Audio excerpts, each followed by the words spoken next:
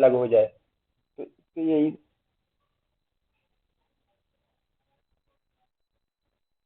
इसके जो मीनिंग है, लेसरेशन की मेन मीनिंग है टीयरिंग आर स्प्लिटिंग। अब जब हम इसको एज ए डिफिनेशन लेंगे तो laceration is tearing or splitting of the skin, mucous membranes, muscles और internal organs.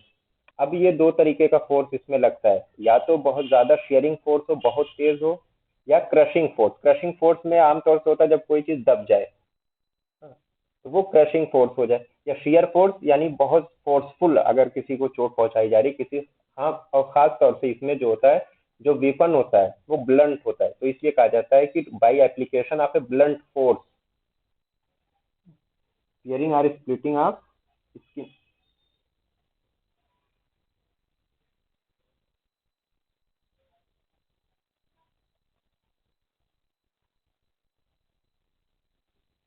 Skin or mucous membrane, muscles भी इसमें टीयर हो सकती हैं।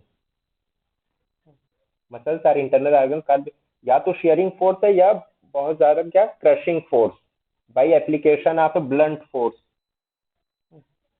यानी ब्लंट ट्रामा इंजरी जिसको हम कहते हैं।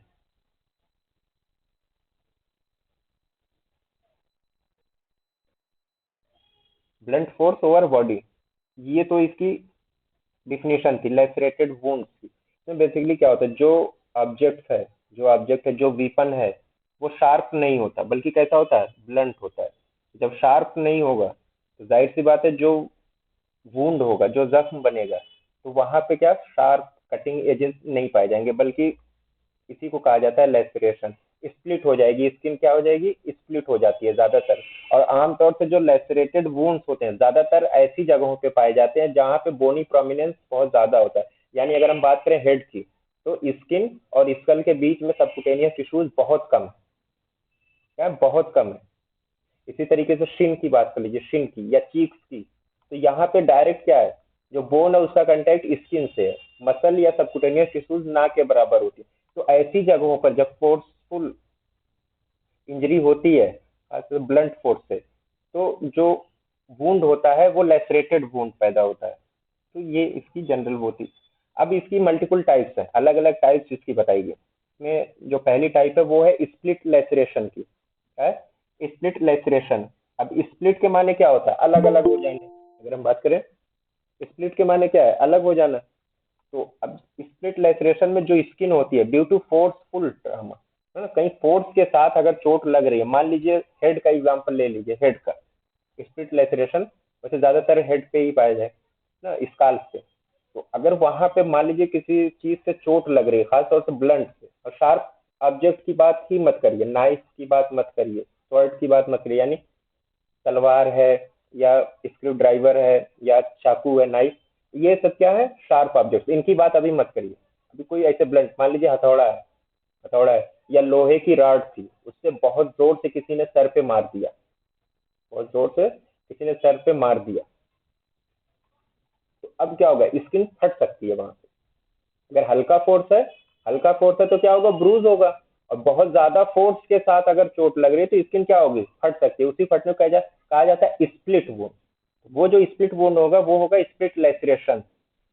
आमतौर से वहां पे होती है जहां पे कोई एक हार्ड ऑब्जेक्ट हो। अब हार्ड क्या है, अगर हेड की बात करें तो क्या स्कल क्या है, पूरा हार्ड है, और ऊपर क्या है, स्किन है। बीच में बीच में कोई इस तरीके की ब्रिजिंग टिश्यूज नहीं, सबकुटेनियस टिश्यूज बहुत कम है, मसल्स तो है ही नहीं। बेसिकली जो स्प्लिट लेसरेशन होते हैं वो स्काल पे सबसे ज्यादा कॉमन है,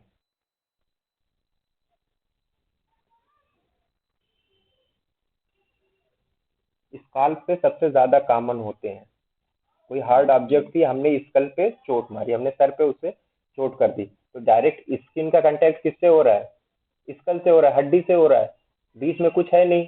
तो स्किन क्या करेगी, उसके फोर्स के साथ, क्योंकि बाहर से फोर्स लग रहा है और पीछे भी कुछ रेजिस्टेंस है, तो स्किन क्या करती है, फट जाती है।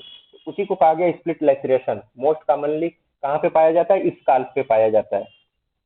अब ये आमतौर से देखिए, अब अगर इसको थोड़ा सा गौर से आप देखेंगे तो ये जो इसकी शेप बन रही है ना हेड पे, ऐसा लग रहा है जैसे ये इंसाइज्ड वुंड है।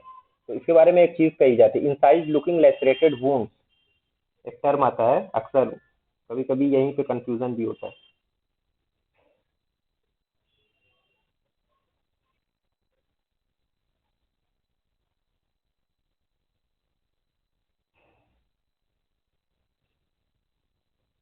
इनसाइड लुकिंग लेसरेटेड वुंड्स कहा जाता है कि ये जो ये लेसरेशन होता है, लेसरेटेड वुंड्स होते हैं, लेकिन दिखते कैसे हैं? इंसिजन की तरह दिखते हैं, शार्प एजेस लगते हैं। क्यों? क्योंकि इनके बीच में जहां भी स्किन एकदम क्लोज होगी किससे, किसी बोन से, और वहां पे सबकुटेनियस टिश्यू एकदम स्कैंटी हो, ना के बराबर हो, तो वहां पे जब ब्लंट फोर्स लगता है तो जो वुंड पैदा होता है उसमें जो होती है स्किन जो होती है वो स्प्लिट कर जाती है सीधे सीधे। जब लीनियर स्प्लिटिंग होगी किसी भी चीज की तो थोड़ा सा जो एजेस होते हैं, मार्जिन जो होते हैं वो शार्प दिखते हैं। तो इसी को कहा जाता है इनसाइड लुकिंग लेसरेटेड वुंड। आमतौर से ऐसी जगहों पे पाए जाते हैं जहां स्किन क्लोज कंटेक्ट में हो किसके, बोन से।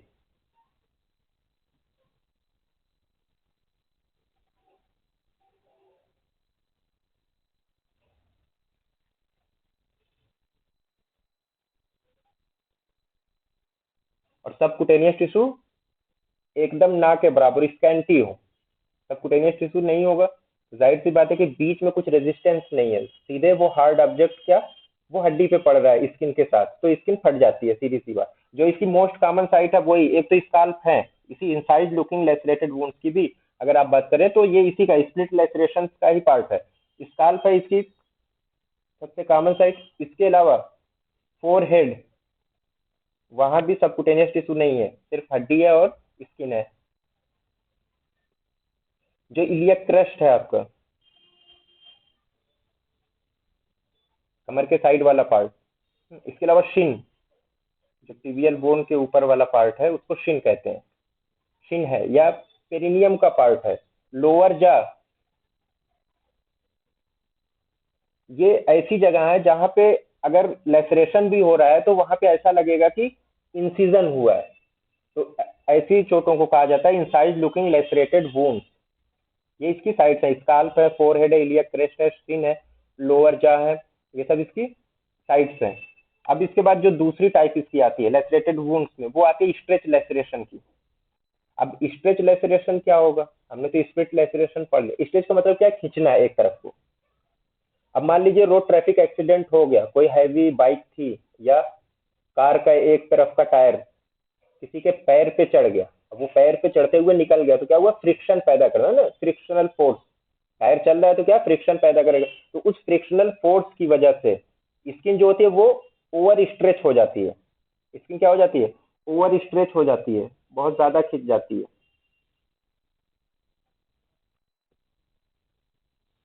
ओवर स्ट्रेच इसी को कहा जाता है प्रेशर विद पुल। प्रेशर भी लगा और साथ में पुल भी लगा।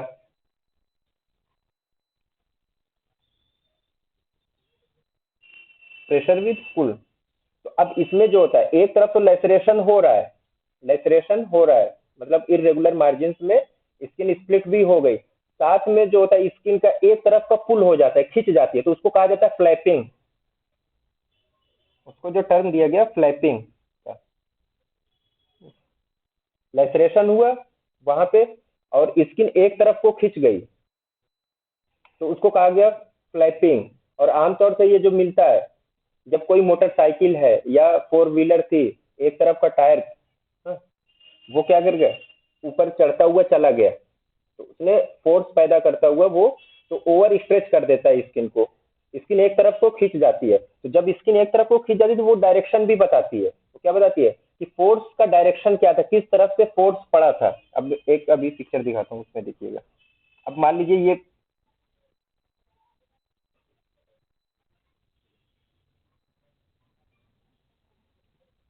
किसी का लेग है, अब इस पे बाइक चढ़ गई, चढ़ते हुए निकल गई, तो अब जो चढ़ते हुए निकल गई तो जो अब आप देख रहे स्किन, ये जो पूरा पार्ट है, ये क्या, ये फ्लैपिंग है स्किन की, इधर से तो पूरा लेसरेटेड वुंड है, ये क्या है? स्किन इसी तरफ को खींच गई, तो जो डायरेक्शन ऑफ द फोर्स है वो क्या है? इस तरफ का है। और क्योंकि स्किन भी इसी तरफ को खींच रही है तो जो डायरेक्शन ऑफ द फोर्स, तो जो फ्लैपिंग ऑफ द स्किन होती है, स्किन फ्लैप जहां पे बनते हैं वो पुल होता है, उस तरफ का पुल होता है। यानी जो डायरेक्शन ऑफ द फोर्स है उसके जस्ट अपोजिट से उसी की तरफ आ रहा है, तो ये डायरेक्शन ऑफ द फोर्स भी बताते हैं स्ट्रेच लेसरेशन।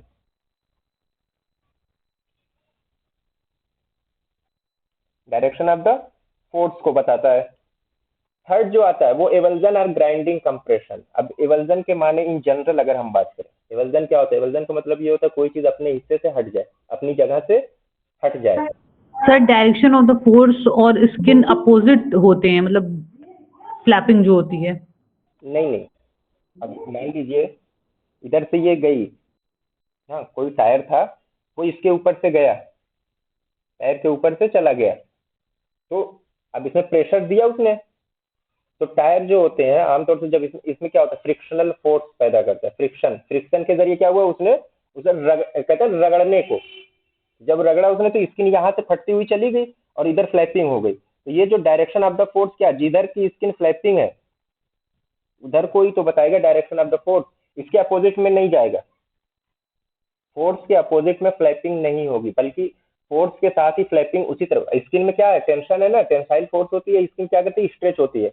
जिस तरफ का पुल होगा फोर्स के, जो फोर्स लगा है, मान लीजिए यहाँ से ये क्या हुई, ये स्किन इधर से फट रही है, स्प्लिट हो रही है, और इस तरफ का फोर्स था, स्किन इसी तरफ को आ गई पूरी, इसके अपोजिट में नहीं जाएगी। मान लीजिए टायर यहाँ पे आया, यहाँ लगा, तो इसके अपोजिट में स्किन नहीं जा रही है, स्किन क्या कर रही है, उसी टायर के साथ होते हुए निकल रही है। तो इस तरफ को, यानी ये जो फोर्स था इधर ही गया, और स्किन भी इधर की तरफ ही आई है। तो direction of the application of the force यही बताता है, जो फ्लैपिंग होती है ना, ये डायरेक्शन ऑफ द फोर्स ही बताती है, फोर्स का डायरेक्शन किस तरफ का था। ओके कभी सर। भी फोर्स के अगेंस्ट में फ्लैपिंग नहीं पाई जाएगी इसमें, स्ट्रेच लेसरेशन में। थर्ड जो था एवल्जन या ग्राइंडिंग कंप्रेशन। अब ये कंप्रेशन के साथ, मतलब कंप्रेस हो रही है, उसके बाद क्या हो, वो अपने प्लेस से हट जाए वो चीज। अब एवल्जन के माने आमतौर से यही होता है कि अपनी जगह छोड़ दे वो चीज, और कभी कभी ये भी होता है कि पूरा पार्ट ही वहां उससे गायब हो जाए।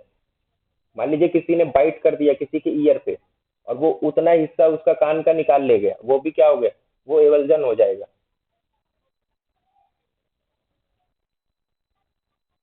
अब मान लीजिए किसी एंगल से हमने कहीं पे फोर्स दिया बहुत ज्यादा, और वो फोर्स क्या किया, उसने उधर का उतना पूरा पार्ट ही निकाल ले गया, उधर से उतना पूरा पार्ट खाली कर दिया, जिसको कहा जाता है टेंजेंशियल फोर्स। एक एंगल से उस पे फोर्स पड़ा बॉडी पार्ट पे, और जो वो पार्ट था वो पूरा का पूरा वहां से डिटैच हो गया, टीयर ऑफ हो गया, जिसको हम कहते हैं डिटैच, डिटैच या टीयर ऑफ हो गया, तो इसको कहा जाता है एवल्जन। देखिए फोर्स की जब भी बात आएगी यहाँ पे लेसरेशन में, तो बहुत ज्यादा अमाउंट ऑफ फोर्स की बात हम कर रहे हैं, शेयर फोर्स जिसको हम कहते हैं, शेयर मतलब बहुत ज्यादा। हल्का फुल्का अगर फोर्स है तो वो एब्रेजन ही हो जाएगा या ज्यादा से ज्यादा ब्रूज होगा। लेकिन यहाँ पे क्योंकि पूरी स्किन, सबक्यूटेनियस टिश्यू, सब कुछ साथ में निकल रहा है, डिटैच हो रहा है अपनी तरफ से, तो बहुत ज्यादा फोर्स लगता है इसमें। ग्राइंडिंग कंप्रेशन या एवल्जन की हम बात कर रहे हैं। अब अगर मान लीजिए बोनी प्रोमिनेंस था, तो हो सकता है सिर्फ स्किन ही हट जाए वहां से, और कोई ऐसी बॉडी का पार्ट है जहां इंटरनल ऑर्गन्स भी थे, हो सकता है उन सबको निकालते हुए लेके चला जाए, ऐसा भी हो सकता है कंप्रेशन। तो जो उनका अटैचमेंट था वो अपनी जगह से हट गया या एकदम डिटैच हो गया, तो इसी को कहा जाता है एवल्जन। अब अगर देखिए इसमें एक चीज, मान लीजिए रोड ट्रैफिक एक्सीडेंट का ही आप वो ले लीजिए, एग्जाम्पल ले लीजिए। हाँ, किसी को पहले होगा तो आदमी क्या गिरेगा, अगर एक्सीडेंट हुआ तो वो गिर गया। अब जो कार थी शायद वो वहां से टर्न ले रही थी, मान लीजिए एक सिंपल सा सिनेरियो ले लीजिए, टर्न ले रही थी वहां से, टर्निंग पॉइंट था उसका, वो वहां से था, वहीं तो एक्सीडेंट हो गया, तो सामने वाला पर्सन जो था वो गिर गया। अब गिर गया तो वो उसका जो वो टर्निंग फोर्स था जो, वो उसके किसी एक पार्ट से होता हुआ, टायर जो है किसी एक पार्ट से होता हुआ वो टर्न करता हुआ चला। अब वो जो टेंजेंशियल फोर्स के नतीजे में क्या होगा, वो जो पूरा पार्ट है वहां से वो पूरा खत्म हो जाएगा, हट जाएगा उसके, उसी फ्रिक्शन के नतीजे में टायर के। तो एक तो टीयरिंग हो गई, टीयरिंग के बाद क्या, वो पूरा पार्ट ही खत्म हो गया वहां से। मान लीजिए सिर्फ स्किन थी, तो वो स्किन वहां की पूरी, अक्सर आपने रोड ट्रैफिक एक्सीडेंट में देखा होगा कि कुछ पार्ट की पूरी स्किन ही गायब है, चमड़ी ही गायब है वहां की, तो उसको कहा जाता है एवल्जन या ग्राइंडिंग कंप्रेशन। इसके अलावा मान लीजिए वो चला गया, टायर जो कार थी वो हमारे ऊपर से गुजर गई, और उस इतनी हैवी थी, कार नहीं बल्कि ट्रक कह लीजिए, इतना हैवी था कि जो हड्डियां तक थी वो भी चूर चूर हो गई, पूरा टूट गया, बस क्या बचा, वो लटक रहा है पैर, अब उसमें कोई गुंजाइश ही नहीं कि वो दोबारा से जुड़ सके। तो क्या किया जाता है फिर उसके बाद? एम्पुटेशन। क्या किया गया अब? एम्पुटेशन किया गया। तो जब एम्पुटेशन कर देते हैं तो उसको भी कहा जाता है, जो एम्पुटेशन होता है ये भी एक फॉर्म है किसका? एवल्जन इंजरी का। क्यों? क्योंकि जो पूरी एक्सट्रीमिटी थी, जो पूरा हमारा कोई एक लोअर लिंग या अपर लिंग थी या उसका कोई पोर्शन था, उसको हमने क्या किया? बॉडी से खत्म कर दिया, हटा दिया। मान लीजिए नी से एम्पुटेशन हो गया, तो वो पूरा पार्ट बॉडी से अलग हो गया, तो उसको भी कहा जाता है एवल्जन। इन जनरल अगर हम एवल्जन की बात करें तो यही है कि कोई पार्ट था वो अपने जगह से उसको हटा दिया जाए, निकाल दिया जाए, एवल्जन हो गया इन जनरल। मान लीजिए देखिए इस पे क्या हुई, बाइक ने रन कर दिया, अब बाइक रन करी, ये पूरा जो स्किन का पार्ट था ये पूरा का पूरा गायब हो गया, कहाँ गया नहीं पता, स्किन हट गई वहां से, ये एवल्जन हो गया इन जनरल, क्योंकि है ही नहीं, फ्लैप कहीं बन ही नहीं रहा इसमें, इसमें कहीं फ्लैपिंग हो ही नहीं रही, बल्कि क्या हुआ, हो सकता है कि इधर से आया हो टायर और इस तरीके से निकल गया हो बाइक का, तो वो अपने साथ उसने वो टेंजेंशियल फोर्स बना, फ्रिक्शन किया उसने, वो पार्ट भी हटाता हुआ लेके चला गया। तो इसको कहा जाता है एवल्जन इंजरी या ग्राइंडिंग कंप्रेशन या एवल्जन लेसरेशन, इसको कह सकते हैं। इसके बाद एक चौथा आता है लास्ट में, सबसे कॉमन, हर किसी ने एक्सपीरियंस किया होगा, टीयर। कभी कभी होता है ना कि कुछ ऐसी चीज से चोट लगती है कि स्किन एक तरफ से तो पूरी की पूरी हड्डी चली जाती है, लेकिन दूसरी तरफ से वो मौजूद है, जब चाहे आप उसको फिर पूरा ढक दीजिए उस वुंड को उसी स्किन से, होता है इस तरीके का। जो स्किन होती है, कोई लोकलाइज्ड मान लीजिए चोट लगी इस तरीके की, हम दरवाजा बंद कर रहे थे, हमारी उंगली उसके बीच में आ गई, तो उसने क्या किया, वो स्किन वहां से हट गई, लेकिन स्किन डिटैच नहीं हुई थी, स्किन क्या नहीं हुई थी? डिटैच नहीं हुई थी, आप खींच के फिर स्किन को उसके ऊपर रख दीजिए, ये जो होता है इसको कहा जाता है टीयर। और टीयर भी एक टाइप है किसकी? लेसरेटेड वुंड्स की। जैसे इस तरीके का ना, ये पूरी स्किन क्या है, ये डिटैच तो है उंगली से, लेकिन अभी इसी में है, सबकुटेनियस पार्ट जो है इसका एक्सपोज्ड है, आप स्किन को खींच के इस पे रख दीजिए, वो दोबारा से उसी जगह पे आ जाएगी ऑलमोस्ट ऑलमोस्ट, तो इसको कहा जाता है टीयर। आंसू नहीं, बल्कि ये स्किन का है टीयर, ये लेसरेटेड वुंड्स था। अब इसकी कुछ कैरेक्टरिस्टिक्स होती हैं। एक सबसे पहली बात करते हैं मार्जिन की। अब हमने देखा क्या, ब्लंट ट्रामा इंजरी हो रही थी, और ज्यादातर मोस्ट कॉमनली जो होती है, ये जो लेसरेटेड वुंड्स होते हैं ऐसी जगहों पे पाए जाते हैं जहाँ पे सबकुटेनियस टिश्यूज और मसल्स बहुत कम पाई जाती है या बिल्कुल नहीं होती है। तो जाहिर सी बात है, जब मसल्स नहीं है तो हल्की सी भी चोट होगी तो जो मार्जिन होते हैं, मार्जिन वो इरेगुलर होंगे। क्यों? क्योंकि ब्लंट फोर्स लग रहा है, ना कि शार्प फोर्स लग रहा है। पहली चीज तो ये है कि मार्जिन के बारे में याद रखिएगा, लेसरेटेड वुंड्स में कभी भी जो मार्जिन होते हैं वो इंसाइज या क्लीन नहीं होते। हाँ, इंसाइज लुकिंग वुंड्स तो मिल जाएंगे लेसरेशन में, लेकिन जब मार्जिन की हम बात करेंगे तो वो इरेगुलर ही होंगे और अनइवन होंगे।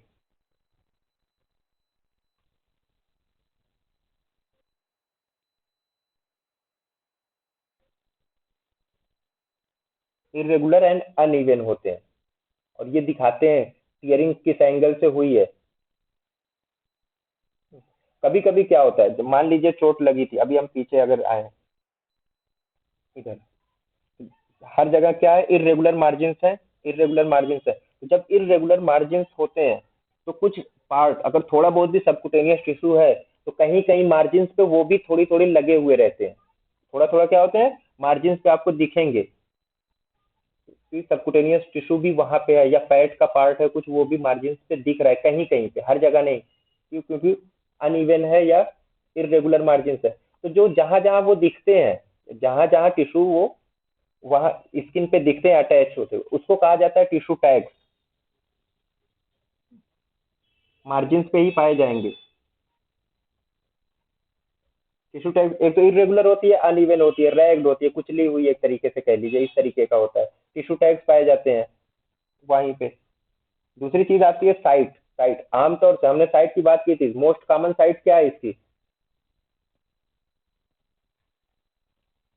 Sir skull. हाँ, हेड। यहाँ स्कल मत कहिए, स्कल तो अंदर है ना, हेड। हेड या स्काल्प कहिए, हेड या स्काल्प। मोस्ट कॉमनली ये होते हैं जहाँ बोनी प्रोमिनेंसेस से, मोस्ट कॉमन जो होते हैं,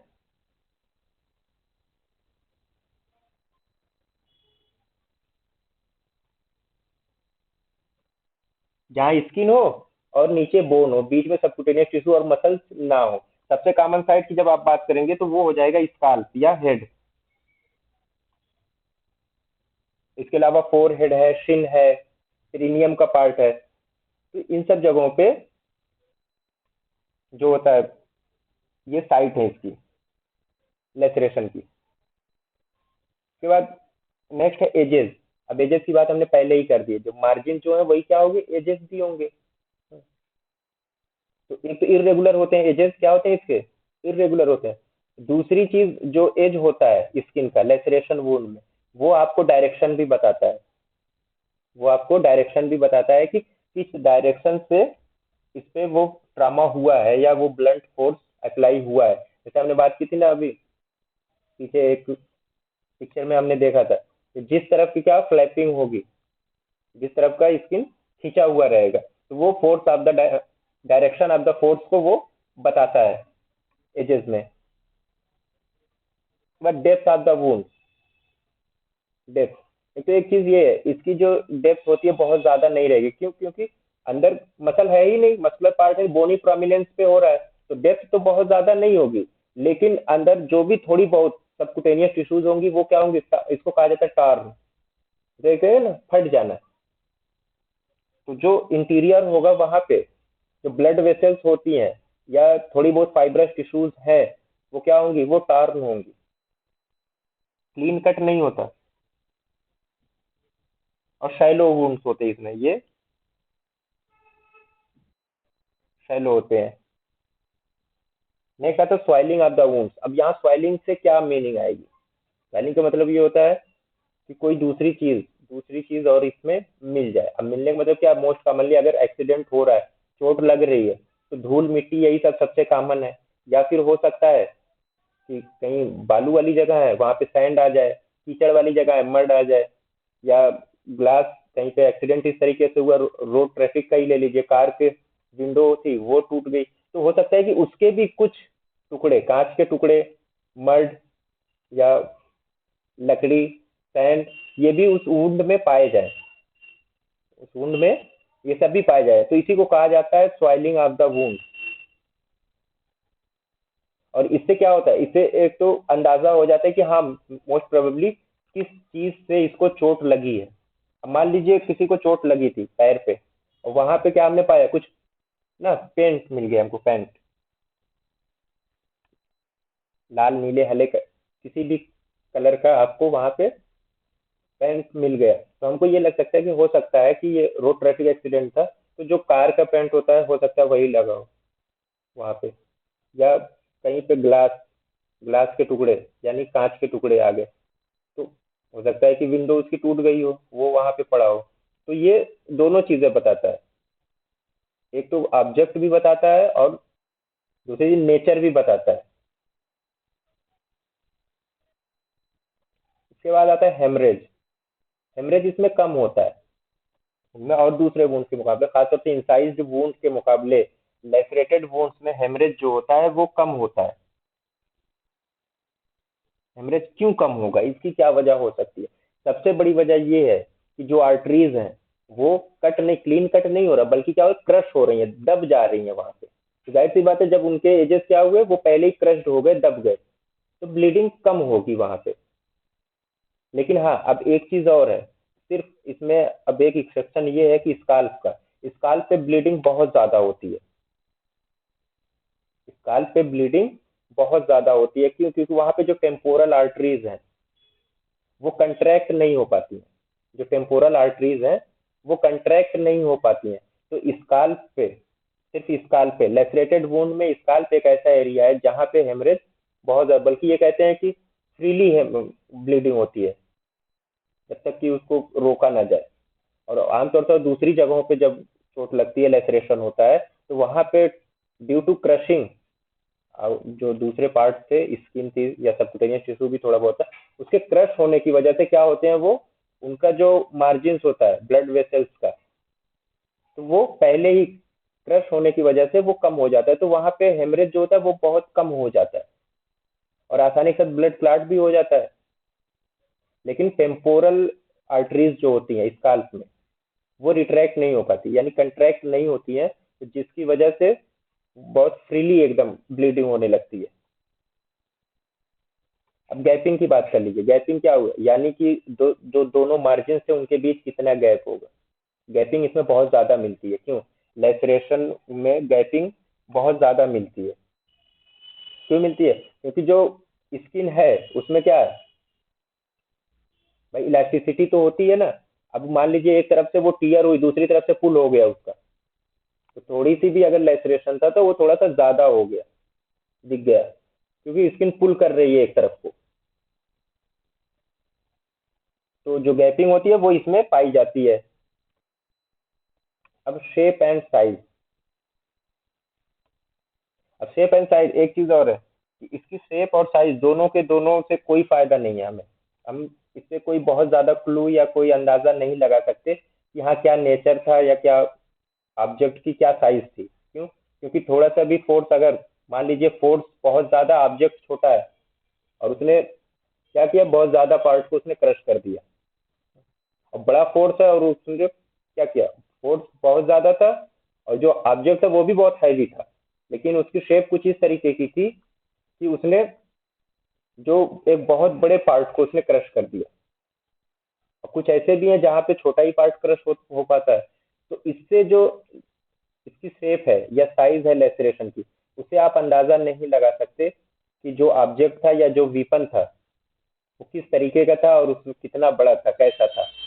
तो नेचर ऑफ द ऑब्जेक्ट या वीपन, उसका हम नहीं अंदाजा लगा सकते इस लेसरेशन के या इस वुंड के शेप एंड साइज से। हेयर बल्ब, जाहिर सी बात है, जब कहीं पे क्रशिंग हो रही है तो जो हेयर बल्ब है यानी रूट जो है हेयर की, वो भी क्रश्ड हो जाएंगी।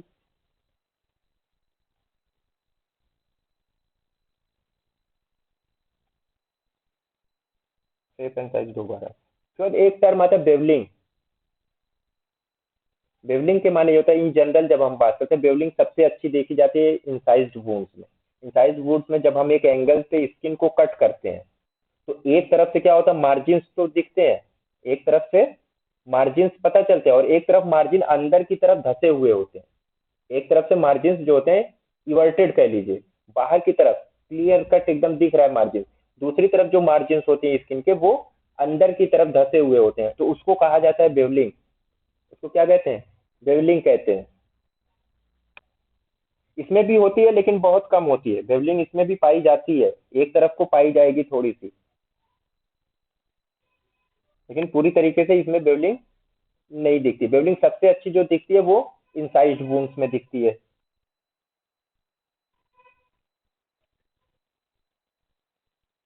और हीलिंग के बाद जाहिर सी बात है, अब ऐसी जगहों पे अगर हीलिंग होगी तो परमानेंट स्कार बन जाते हैं।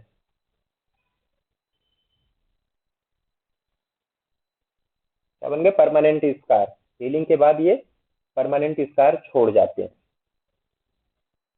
अब इसकी जो वो एज को, हम जैसे लेसरेटेड वुंड है उसकी हीलिंग हो रही है, प्रोसेस हो रहा है, तो क्या एज और क्या फाइंडिंग होगी, कितने टाइम पे कौन सी फाइंडिंग हमें मिलेगी, ये चीज देखनी है। जैसे फ्रेश है, अगर मान लीजिए फौरन चोट लगी है तो हमें क्या मिलेगा? एक तो ब्लीडिंग मिलेगी, और ब्लीडिंग नहीं भी हो रही है तो फ्रेश क्लॉट मिलेगा।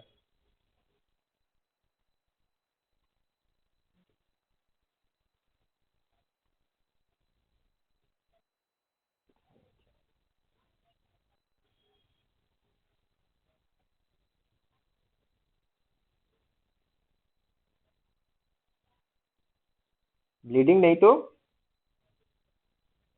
ये क्या हो गया, एक मिनट सर थोड़ा।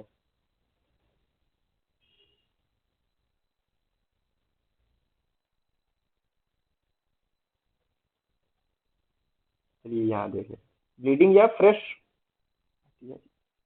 यार समझ में नहीं आ रही।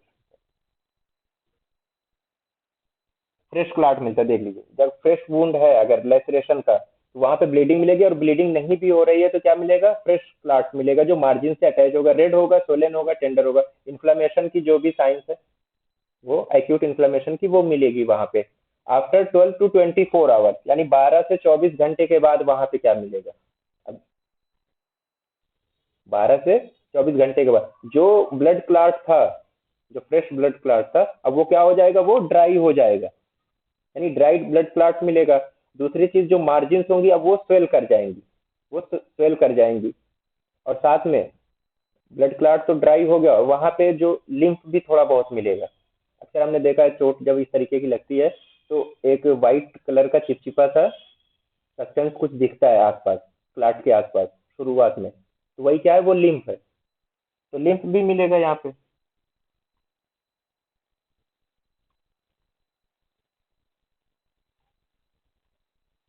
और क्लॉट जो है वो ड्राई हो चुका होगा। अब 3 से 5 दिन के बाद क्या मिलेगा? जो क्लॉट था वो धीरे धीरे वहां पे क्या होगी? क्रस्टिंग होगी। क्या होगी? क्रस्टिंग होगी। और जो मार्जिन थे उसके, वो स्ट्रांगली एक दूसरे से क्या होंगे? अब अधेयर करना शुरू हो जाएंगे। जो अपने नियर बाई स्किन है, वहां जो सबकुटेनियस पार्ट था, वहां पे जो मार्जिन होंगे वो अब अधेयर कर जाएंगे, जुड़ जाएंगे। और जो क्लॉट था अब उसकी जगह पे क्या होने लगेगी? क्रस्टिंग होने लगती है, यानी क्रस्ट फॉर्मेशन हो जाता है, और जो मार्जिन होते हैं वो अधेयर होने लगते हैं। मार्जिन अधेयर हो गए। अब 6 से 7 दिन के बाद क्या होगा? 6 से 7 दिन के बाद यही जो क्रस्ट बना था, जिसको हम स्कैब भी कहते हैं, तो अब ये जो स्कैब है ये अब फॉल कर जाएगा, यानी स्कैब वहां से, खुरंट जो है वो हट जाएगी।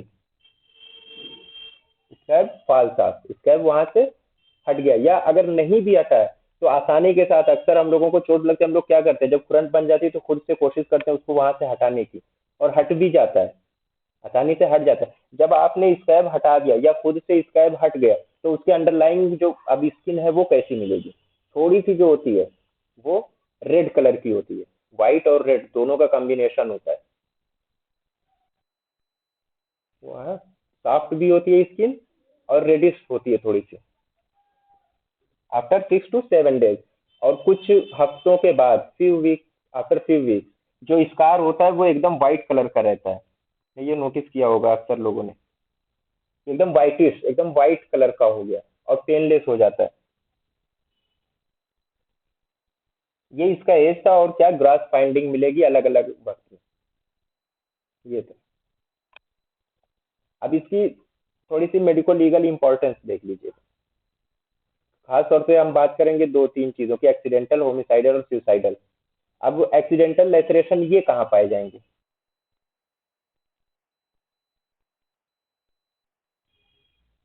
एक्सीडेंटल वाले, जो अचानक से हो गया किसी वजह से, तो आमतौर पे ये है ना, जो बॉडी के एक्सपोज पार्ट होते हैं, एक्सपोज पार्ट जो होते हैं वहां पे कहीं भी हो सकते हैं। बॉडी के एक्सपोज पार्ट पे कहीं भी हो सकते हैं ये। दूसरा, होमिसाइडल लेसरेशन।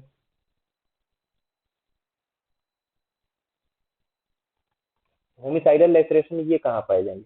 आमतौर पे जो नॉन एक्सेसिबल पार्ट्स हैं हमारी बॉडी के, असॉल्ट के केसेस में जो नॉन एक्सेसिबल पार्ट है, खासतौर से हेड का जो पार्ट होता है, हेड का, मान लीजिए किसी से झगड़ा हुआ, लड़ाई हुई, उसके हाथ में क्या था? लोहे की राड थी, वो चलाया और कहाँ लगी? सबसे कॉमन लोग होते हैं सर पे ही मारते हैं किसी भी चीज से झगड़े में, तो या किसी को पीटना हो, तो इन जनरल होमिसाइडल लेसरेशन जो होता है वो हेड पे सबसे कॉमन जगह है, हेड जहाँ पे पाया जाता है। उसके बाद सुसाइडल लेसरेशन।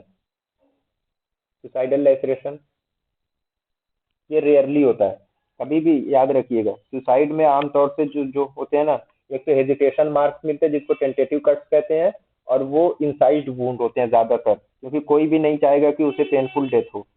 तो सुसाइड में लेसरेशन जो होता है वो रेयरली पाया जाता है, रेयरली सीन।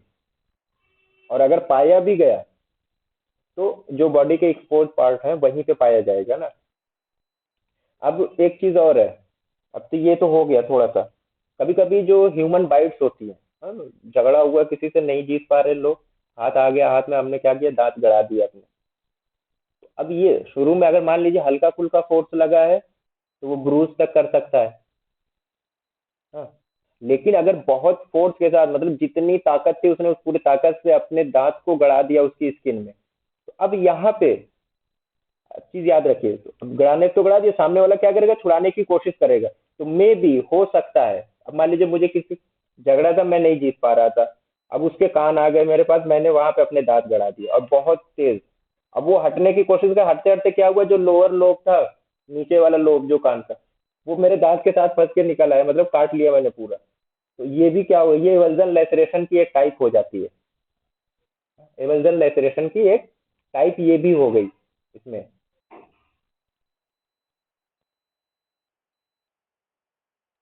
अब आइए इंसाइज्ड वुंड। इंसाइज्ड वुंड्स में एक चीज तो क्लियर है, जो मार्जिन्स होते हैं वो एकदम क्लीन कट होते हैं। इंसाइज्ड वुंड जो होते हैं, मार्जिन्स जो होते हैं उसके, वो एकदम क्लीन कट होते हैं। और जो ऑब्जेक्ट होता है वो कैसा होता है, वो ब्लंट ना होके बल्कि क्या कैसा होता है, शार्प होता है। Clean cut wound through the tissues by a sharp edged instrument. अब जो इंस्ट्रूमेंट है, मान लीजिए स्कालपेल है, ब्लेड है, या नाइफ है, स्वॉर्ड है, तलवार है, तो इनके क्या एजेस क्या है, स्मूथ है, शार्प एजेस हैं। तो इंसाइड वुंड कैसे होंगे, clean cut wound through the tissues by a sharp edge instrument. अब इसमें skin, subcutaneous tissues, blood vessels और मसल्स तक कट सकती है। अब इसकी जो खास बात है इंसाइड वुंड की, इंसाइड वुंड्स आर ना मोर लॉन्गर देन डीपर। ये लंबाई में ज्यादा होते हैं, डेप्थ में कम होते हैं। हाँ, इनकी लंबाई जो होती है वो ज्यादा होती है, और इनकी डेप्थ जो होती है वो कम होती है आमतौर से।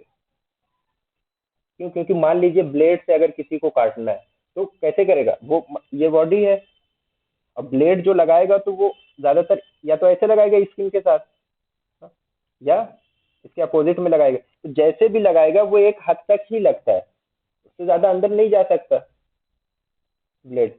और आप मान नाइफ की बात कर लीजिए, नाइफ से हम किसी को कट लगा रहे हैं, या चाकू से अगर हमने मारा, तो हम ज्यादातर जो बॉडी होती है ना उसके अपोजिट डायरेक्शन से चलाते हैं।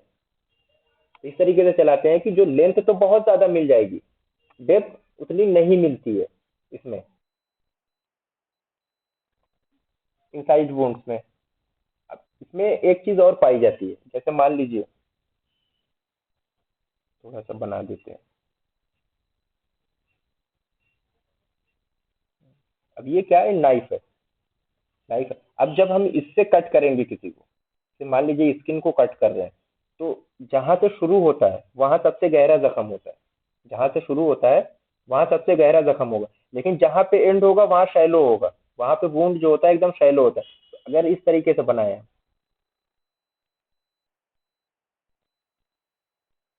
कुछ इस तरीके को, तो जो इंसाइड वुंड में, ज्यादातर इंसाइड वुंड्स में टेलिंग पाई जाती है। इसको कहा जाता है, ये जो इलाका है इसको कहा जाता है टेल। तो यहाँ पे इंसाइड वुंड्स में शार्प एज्ड इंस्ट्रूमेंट से अगर किसी को चोट लग रही तो वहां पे टेलिंग जरूर पाई जाती है, टेलिंग जरूर पाई जाती है। अब इसकी कैरेक्टरिस्टिक्स क्या होंगी, अब इसमें भी वही सब है, मार्जिन, मार्जिन कैसे होंगे, क्लीन कट होंगे। मार्जिन जो होते हैं कैसे होंगे, क्लीन कट होंगे। और जो दोनों तरफ की वो है, एजेस हैं, एजेस हैं, वो कैसे होते हैं, इवर्टेड होते हैं। इन्वर्टेड ना होके बल्कि कैसे होते हैं, इवर्टेड। अब जाहिर सी बात है, स्किन है, इंटैक्ट है, हमने उस पर हल्का सा कट लगाया, तो अब बीच से हम कट लगा रहे हैं तो दोनों साइड की जो है, दोनों साइड की स्किन है जो क्या करेगी, वो पुल ऑफ करेगी, दोनों अपने अपने तरफ को पुल हो जाएंगे ड्यू टू टेंशन। जब पुल करेंगे तो जो एजेस हैं वो क्या करेंगे, वो इन्वर्टेड ना होके वो इवर्टेड हो जाते हैं, बाहर की तरफ निकले हुए दिखते हैं।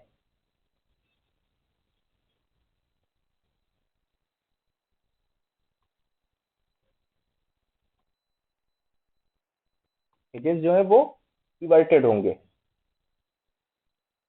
यहाँ पे कंट्यूजन या एब्रेजन इस तरीके की चीजें नहीं पाई जाएंगी। अब आते हैं विड्थ या breadth.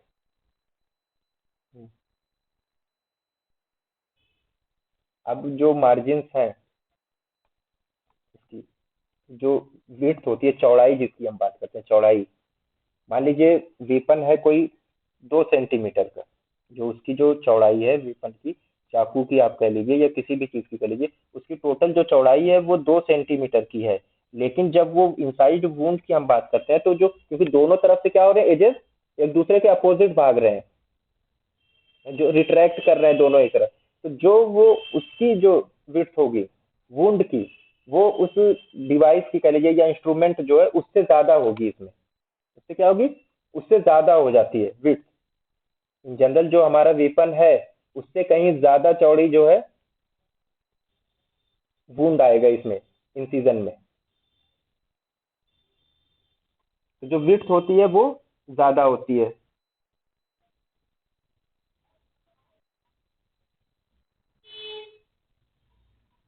In comparison to width of sharp object कह लीजिए या नाइफ कह लीजिए। अब लेंथ, लेंथ की बात मैंने पहले ही बता दी। जो लेंथ होती है वो विड्थ और डेप्थ से ज्यादा होती है, क्योंकि इन दोनों कोई रिलेशन नहीं होता। जो कटिंग एज के जो वीपन होते हैं, जो शार्प वीपन्स होते हैं, जो शार्प होते हैं वो आमतौर से कट करने के लिए ही यूज किए जाते हैं, ना कि एक चीज थी स्टैब वूंड, जिसको कहते हैं भोंकना अंदर की तरफ। स्टैबिंग दूसरी चीज है। यहाँ पे क्या करो, जो शार्प ऑब्जेक्ट इनसाइड वुंड में क्या है, हम स्किन को कट कर रहे हैं, इनसाइड लगा हुआ, इंसिजन लगा हुआ, इंसिजन के माने ही होता है कट करना। तो जो लेंथ होती है, जो लेंथ होती है वो ज्यादा होती है डेप्थ के मुकाबले। खासतौर से जो लेंथ होती है वो विड्थ और डेप्थ दोनों से ज्यादा होती है।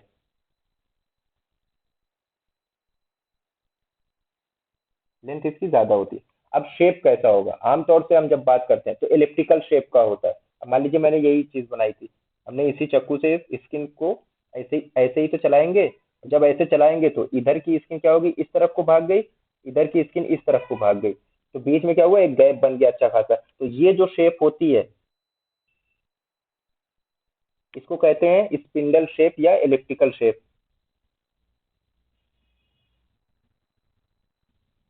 स्पिंडल शेप या इलिप्टिकल शेप। तो ये वाली शेप जो होती है वो इनसाइड वूंड्स में पाई जाती है, यूजुअली स्पिंडल शेप या इलिप्टिकल। स्पिंडल शेप को इलिप्टिकल शेप भी कहते हैं। अब डेप्थ एंड डायरेक्शन, एक चीज याद रखिएगा, डेप्थ एंड डायरेक्शन पहले ही मैंने कहा था, जो स्टार्टिंग पॉइंट होता है जहां से हमने इंसिजन देना शुरू किया, वहां पे डेप्थ सबसे ज्यादा मिलेगी। क्या मिलेगी, डेप्थ जो है सबसे ज्यादा मिलेगी। तो उसी को कहा जाता है हेड ऑफ द वुंड। जहाँ पे डेप्थ सबसे ज्यादा मिलेगी आपको, उसको हम कहते हैं head of the wound.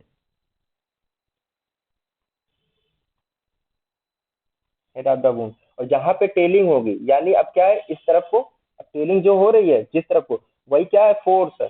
Force का डायरेक्शन है वो, कट का यानी उस तरफ का, उसका वो डायरेक्शन बता रहा है कि ऐसे ही इसको कट लगाया गया है। तो जहाँ पे टेलिंग मिलेगी, जहाँ पे शैलो होगा, या यूं कह लीजिए जहाँ पे जो डेप्थ होती है सबसे कम होती है, तो वो एक तरीके से उसके डायरेक्शन को भी बताता है।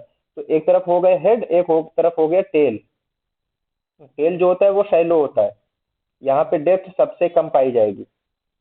और यहाँ पे हेड पे डेप्थ जो होती है वो सबसे ज्यादा। हेड जो होता है सबसे डीपर पार्ट होता है वुंड का। ये वाला पार्ट जो है ये हेड हो गया, और ये वाला पार्ट जो है ये टेल हो गया इंसिजन में। अब इधर एक वो है, इसको देखिए यहाँ पे, अभी सिर्फ और सिर्फ दो, है ना। आप एक इसको देखिए और इसको देखिए। अब यहाँ से देखिए जो शुरू हो रहा है, यहाँ पे सबसे ज्यादा डेप्थ होगी। ये क्या, ये पार्ट जो होगा ये हेड होगा। ये क्या होगा, ये हेड होगा। अब यहाँ पे देखिए धीरे धीरे क्या होगा, जो ये पार्ट है ये शैलो होता चला जाए, और यहाँ पे टेलिंग भी पाई जा रही है। तो जहाँ पे टेल बन रही है, टेलिंग पाई जा रही है, तो उसको हम कहते हैं कि ये वाला पार्ट जो है, इसी को तो हमने टेलिंग का नाम दिया, टेल बन गई, ये सबसे शैलो पार्ट होगा।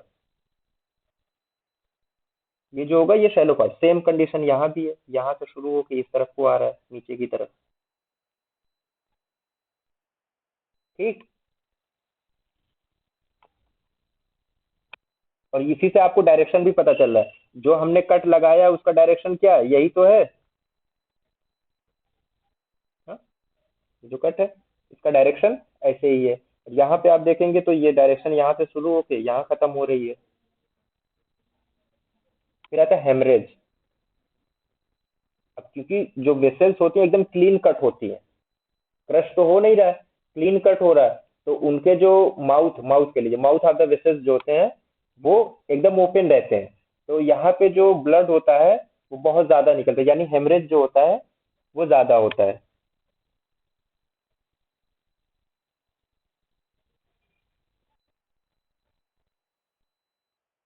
इसमें बिवेल्ड कट्स की बात वही कही थी। अब मान लीजिए ये जो ब्लेड था, जो ब्लेड था या स्कालपेल था, उसने जब कट करना शुरू किया, जब उसने कट करना शुरू किया, और खासतौर से आप लिख लिया, आप थोड़ा सा मान लीजिए ये पार्ट, और हम इस तरीके से कट लगा रहे हैं, ये हमारा हाथ है।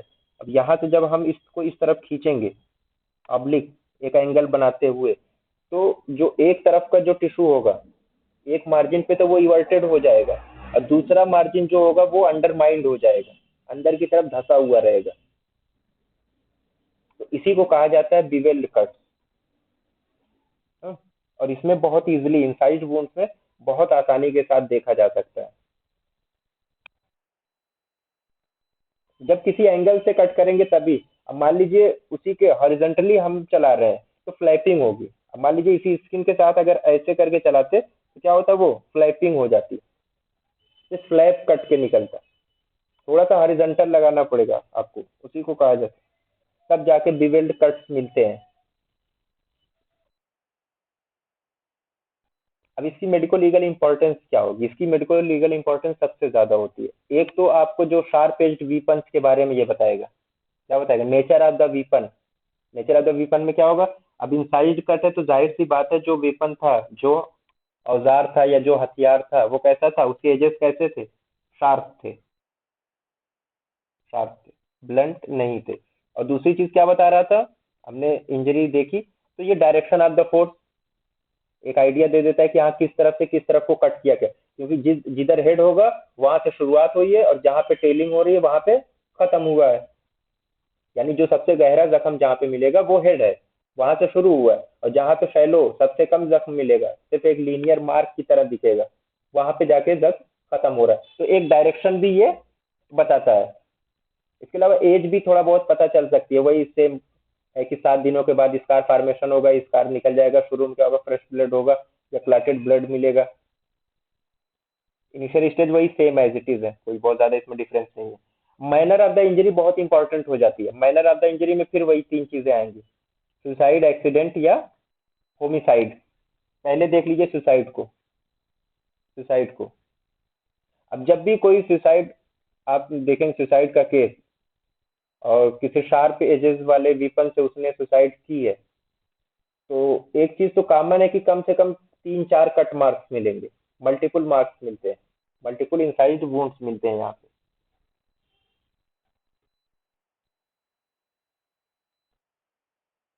क्यों? क्योंकि जाहिर सी बात है, जान देना इतनी आसान काम नहीं है।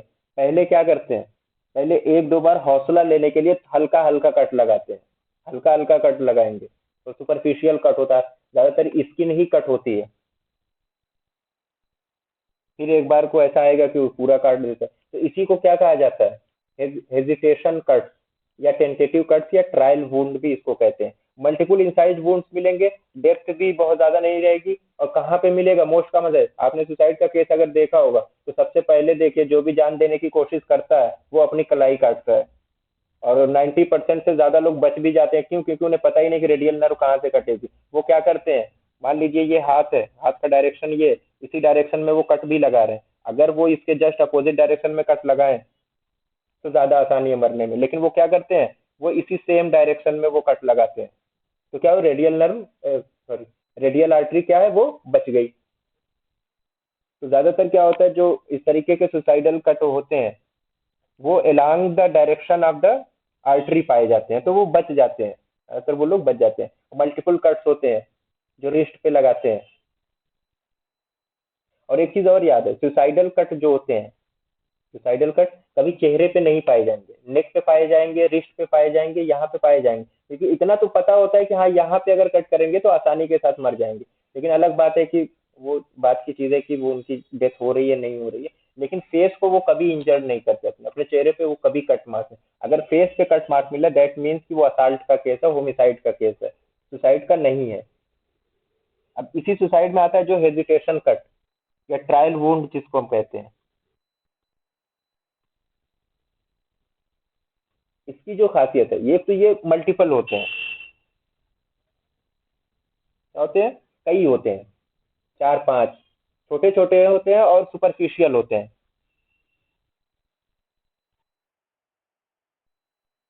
ज्यादातर कहाँ पाए जाएंगे, नेक पे या रिस्ट पे। हाँ? और जो सुपरफिशियल का मतलब ये है कि ज्यादातर जो होता है स्किन ही इन्वॉल्व होती है इसमें। उसके बाद लास्ट में होता है, एक बार जब उसको मिल गया, करेज मिल गया, तो वो लास्ट में एक फाइनल कट भी लगा देता है। लेकिन स्टार्टिंग जब भी इस तरीके सुसाइड के केस में एक चीज याद रखिए, चाहे गर्दन हो चाहे रिस्ट हो, आपको मल्टीपल स्मॉल वुंड्स भी पहले मिलेंगे, इंसाइज वुंड्स ही मिलते हैं, सुपरफिशियल रहते हैं, और एक डीप कट भी मिलता है। उसी के आसपास अगर छोटे छोटे कई कट मिले दैट मीन्स कि ये होमिसाइड, होमिसाइड वाला इतना मौका नहीं देगा पहले लाओ छोटा छोटा कट लगा के तुम्हें देखे दर्द हो रहा है कि नहीं हो रहा है। वो तो एक ही बार में खत्म करके जाना चाहेगा, अगर किसी को कत्ल करना है दूसरे को, तो वो उसको मौका थोड़ी नहीं देगा। वो तो एक ही बार में सोचेगा कि गर्दन कट जाए इसकी, चलो निकलो यहाँ से। तो एक चीज ये होती है। और कभी कभी ये होता है जैसे हेजिटेशन कट ही या ट्रायल वुंड जो होते हैं ना, उंगलियों पे भी पाए जाते हैं, उंगलियों पे। और खास तौर से जो बार्बर्स होते हैं, बार्बर्स होते हैं जो नाई का काम करते हैं, वो ब्लेड क्योंकि बार बार वो अपने हाथ से रगड़ते रहते हैं, तो उंगलियों पे भी निशान मिलते हैं, और कभी कभी पाम से भी बहुत सारे छोटे छोटे कट, स्मॉल कट्स मिलते हैं शार्प एजेस के। तो वो क्या है, वो अनइंटेंशनल कट्स होते हैं। वो इंटेंशन के साथ नहीं कट किया जाता, बल्कि वो काम कर रहे हैं या हम ही ब्लेड से कुछ कर रहे हैं, कभी कभी कट 2-3 लग जाते हैं, तो दैट आर अनइंटेंशनल कट्स उनको कहते हैं। उसके बाद आता है होमिसाइडल वुंड। होमिसाइडल वुंड जो होते हैं ये आमतौर से सिंगल वुंड होते हैं और डीप होते हैं, और ये चेहरे पे भी मिलते हैं, हेड पे भी मिलते हैं, थ्रोट यानी गले पे मिलते हैं, और कभी कभी जो होता है ट्रंक पे भी पाए जाते हैं। तो जो सुसाइड और होमिसाइड में यही फर्क है, ये सिंगल कट होते हैं और डीप कट होते हैं। ये डीप कट होते हैं। इसके अलावा भी मान लीजिए किसी के नोज पे, ईयर्स पे या जेनाइटेलिया पे इस तरीके का इंसाइज्ड वुंड मिल रहा है, तो जाहिर सी बात है कोई अगर जान देना चाहेगा सुसाइड में, तो वो अपनी नाक और कान नहीं काटेगा। वो असाल्ट के केसेस में होता है, इसको ये होता है तड़पा तड़पा के किसी को मारना है, पहले नाक काट दिया, कान काट दिया, तो वो कोई दूसरा ही कर सकता है। हमें अपनी जान देनी होगी, हम सोचेंगे कि जल्दी से जल्दी जान निकले, तो कोई अपनी नाक या कान नहीं काटेगा। अगर यहाँ पे भी इस तरीके का इंसाइज्ड वुंड मिले दैट मीन्स कि वो क्या है, वो होमिसाइडल वुंड है, ना कि सुसाइडल वुंड है। अब जैसे एक्सीडेंटल वुंड की बात मैंने की थी, अनइंटेंशनल वुंड या एक्सीडेंटल वुंड, ये वही है जो आमतौर से हैंड्स पे ही पाए जाते हैं ज्यादातर। नाई का मैंने एग्जांपल दिया, बार्बर्स का, या हम ही ब्लेड से कोई काम कर रहे हैं, सब्जियां हर कोई काटता है, तो उसको क्या होता है एक तरफ उंगली पे कट मार्क्स लगते रहते, लेकिन वो डीप नहीं होते और पता भी नहीं चलता। तो वो एक्सीडेंटल वुंड, कभी कभी हो सकता है डीप भी एक आध लग जाए, लेकिन वो कहाँ पे, ज्यादातर हैंड्स में ही होता है, और फिंगर सबसे इसकी कॉमन साइट होती है। फिर नेक्स्ट आता है डिफेंस वुंड। अब मान लीजिए किसी से हमें पता चल गया कि ये सामने वाला हमें मारने आया, और जो हमारा पहला रिएक्शन होगा, अगर उसने हथियार चलाया तो हम अपने आप को बचाने की कोशिश करेंगे। बचाने की कोशिश हर कोई करता है। अब इसके दो तरीके हैं। अब मान लीजिए अचानक से पीछे मुड़ा, मुझे लगा कोई तलवार से मार रहा है मुझे सामने से, गर्दन काटना चाहे, तो आदमी क्या करेगा, वो अपना क्या है, हाथ जो है ऊपर की तरफ लेके जाएगा, अपने आप को बचाएगा, हाथ अपना ऊपर। तो दो तरीके से होता है, या तो कोई सामने उसके पेट में नाइफ से उसको पेट में मार रहा है, मान लीजिए तो चक्कू से, तो हम क्या करते हैं, अगर पेट में मार रहा है, सामने की तरफ आ रहा है चक्कू, तो हम अपना जो हाथ लगाते हैं पाम वाला एरिया, वहां से रोकने की कोशिश करते हैं। अब मान लीजिए अगर पाम पे कट है या फिर हमारे फोर आर्म पे कहीं पे कट है, तो ये दोनों चीजें क्या है, ये डिफेंस वुंड्स में आता है। अक्सर ये इन्हीं दोनों जगहों पे क्योंकि जो पहला रिएक्शन होता है बचने का, वो हाथ ही होता है। किसी भी उसमें देखिए, अगर हमें बचना है तो हम पहले अपने हाथ का ही इस्तेमाल करते हैं। आदमी गिरता भी है सबसे पहले अपना हाथ लगाता है, तो यहीं पे पाए जाएंगे इंसाइज वुंड, तो दैट मीन्स क्या है, वो डिफेंस वुंड है। ठीक।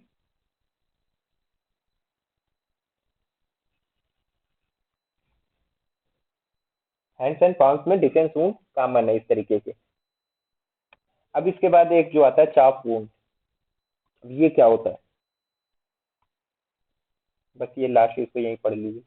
चाप वुंड जो होता है ये ना, ये भी गैपिंग वुंड है, बहुत ज्यादा डीप होता है, लेकिन जो इस कहते हैं कि मॉडरेटली कटिंग एजेस, जो हमारा वो है इंस्ट्रूमेंट है, या जो हथियार हम कह लें या औजार कह लें, वो जो होता है वो हैवी तो होता है, लेकिन जो उसका एजेस होते हैं, जो उसके एजेस होते हैं वो एकदम शार्प ना होके मॉडरेट शार्प होते हैं।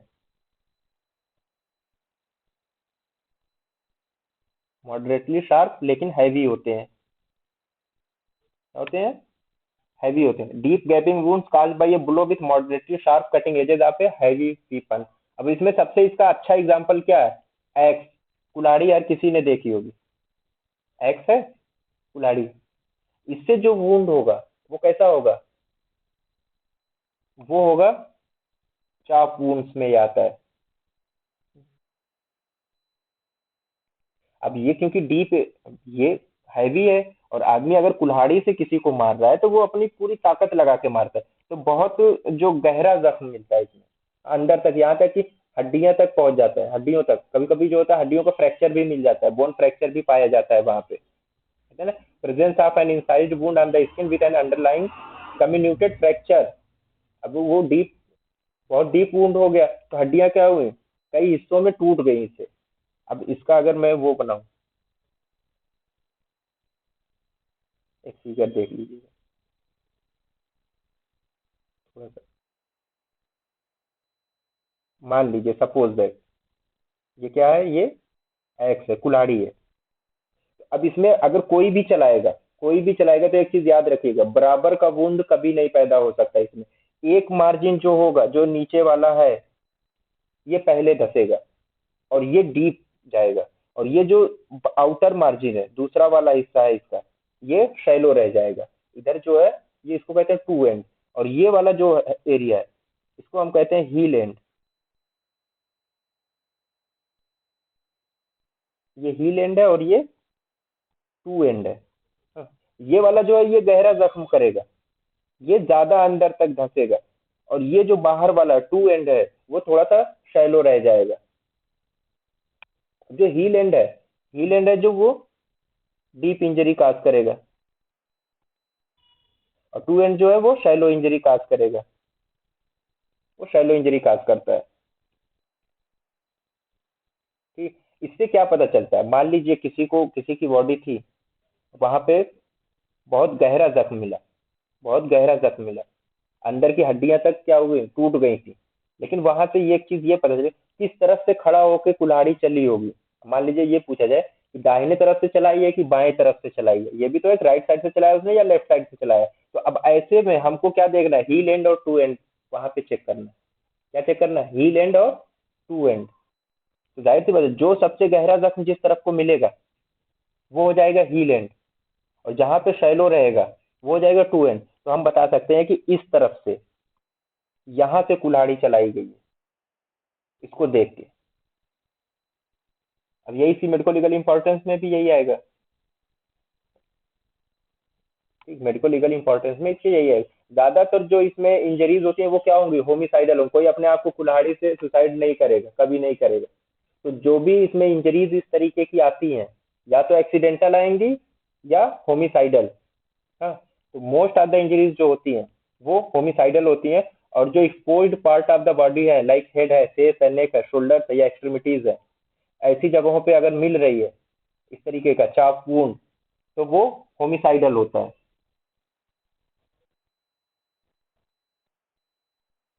होमिसाइडल होता है एक्सपोज्ड पार्ट पे, एक्सपोज्ड पार्ट पे हो गया। कुछ कभी कभी क्या होता है, अब मशीनरी से भी हो सकता है, एक्सीडेंटल केसेस भी हो सकते हैं, एक्सीडेंटल केसेस इसमें हो सकते हैं, एक्सीडेंटल केसेस हो सकते हैं थोड़े बहुत। लेकिन सुसाइडल रेयर है कि कभी कोई इस तरीके से अपने आप को कुल्हाड़ी से काटेगा, नहीं काट सकता अपने आप को। इसके अलावा जब हम एग्जामिन करेंगे तो हम दो चीज पा सकते हैं, एक तो हमें वीपन का पता चल जाएगा, जो पॉजिटिव वीपन कौन सा हो सकता है। दूसरी ये होता है कि जो shape shape of the weapon, और जो साइड है, मतलब नेचर ऑफ द इंजरी जिसको हम कहते हैं कि साइड से कैसे लगाएगी वो भी बताएगा। तो ये इसका मेडिको लीगल इंपॉर्टेंस है चाक वुंड में, बस इतना ही है। उसके बाद जो है वो बहुत लंबा टॉपिक है, स्टैब वुंड। और 10 से ज्यादा हो गए हैं, बस कर देते हैं यहाँ तक। अच्छा ये बताइए यहाँ तक क्लियर है कि नहीं? जी सर, क्लियर है। और किसी को?